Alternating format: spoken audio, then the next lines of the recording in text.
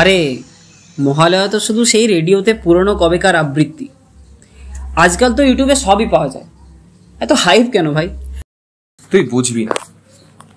মহালয়ার ভোর মানে হচ্ছে ঘন কুয়াশার মধ্যে গঙ্গার ঢেউ, প্রথম আলোয় শিউলির গন্ধ, আর বীরেন্দ্রকৃষ্ণ ভদ্রের গভীর কণ্ঠে চণ্ডী পাঠ।